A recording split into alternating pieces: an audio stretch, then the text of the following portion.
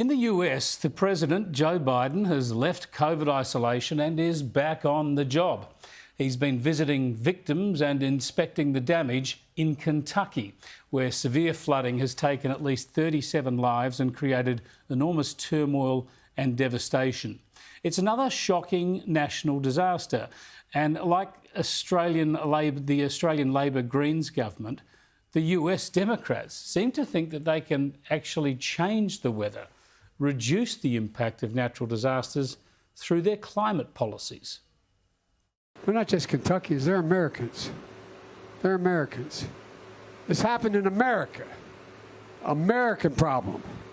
And we're all Americans. Everybody has an obligation to help.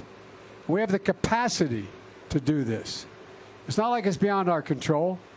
The weather may be beyond our control for now, but it's not beyond our control. The weather may be beyond our control for now, but it's not beyond our control. We think we know what he's saying, but we're never really sure, are we? This comes just as the US Senate has passed a bill containing almost $400 billion of spending on climate action.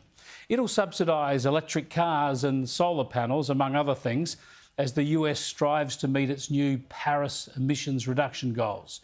And the Vice President also seems to think that this will have an impact on the weather. We're looking at an investment of just about $370 billion to address the crisis that is clear every time we turn on the television, from what's happening on the West Coast with fires to hurricanes and floods. No one could accuse them of under-promising, could they? But these grand pledges are seldom fact-checked. They're mainly just applauded. It sounds like the big winner from the American policies is going to be Elon Musk. And by the way, have you ever noticed how natural disasters seem to be partisan in America, just like they are here in Australia? When there are fires or floods under Conservative governments, they're always the fault of the government, and the inevitable chaos and trauma they cause is always blamed on government failures.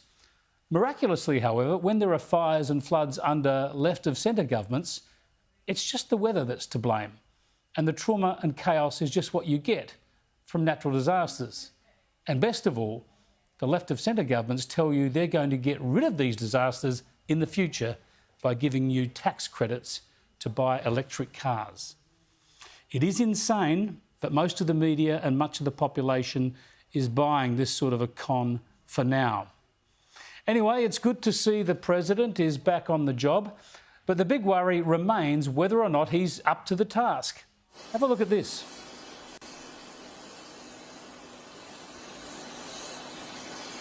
So the President is off the chopper, just struggling to get the jacket on here. Dr. Biden, his wife, might help out.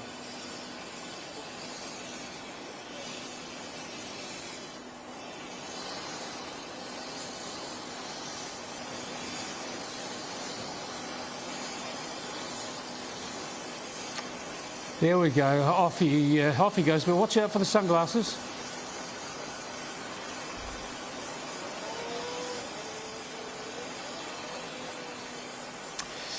Yeah, dear, oh dear.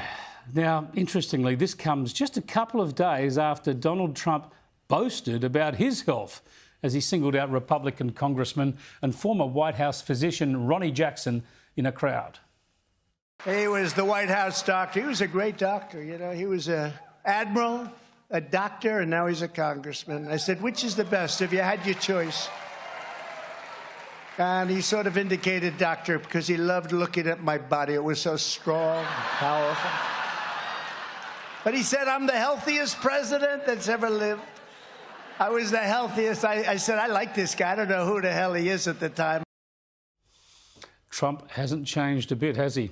Not humbled by anything. Actually, Jackson, who's been pushing for Joe Biden to do a cognitive test, told Trump back in the day to lose 10 or 15 pounds. Still, all this is being interpreted as more evidence that Trump will run for the presidency again in 2024. Which brings into sharp focus the stunning news overnight about FBI raids on Donald Trump's Florida home. A large group of FBI agents executing an unannounced raid on President Trump's West Palm Beach home, Mar-A-Lago, on Monday. Federal authorities appear to be focused on potential classified material the former president took with him when he left the White House in January 2021, not anything related to the January 6th Capitol riot. Agents reportedly took 15 boxes from the home. Trump, of course, is outraged, and we await more detail. But it is extraordinary and explosive, really, to have the FBI raiding the home of a former president just days after the Senate Judiciary Committee heard claims that the FBI deliberately killed off an investigation into Hunter Biden, the president's controversial son, in the lead-up to the 2020 election. While the White House is focused on pretending it can change the weather, what the US might really need most is a restoration of trust and confidence in its institutions.